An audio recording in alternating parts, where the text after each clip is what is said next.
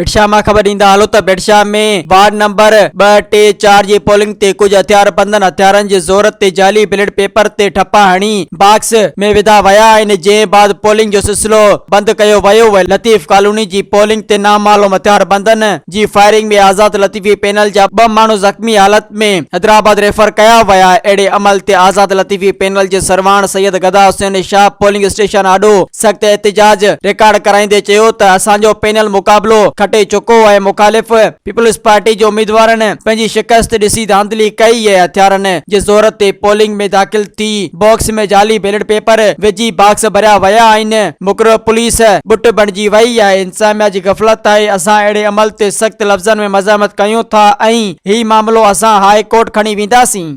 Soomro 3D wallpaper and PVC panel shop दे रहा है सबसे अच्छी सर्विस, बेहतरीन क्वालिटी के आला मयार वॉलपेपर और सीलिंग खूबसूरत डिजाइन और कलर्स में दस्तयाब है। हर किस्म के PVC वॉलपेपर्स और सीलिंग लगवाने के लिए हमसे राब्ता करें।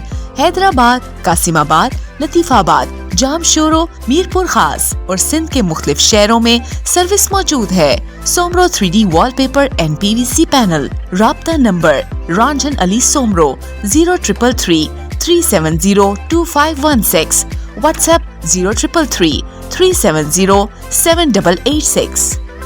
मज़ीद ख़बरनि ऐं तफ़सीलात लाइ विज़िट कयो असांजी वेबसाइट www.awamiNewsHD.com ऐं ॾिसंदा रहो अवामी न्यूज़ HD।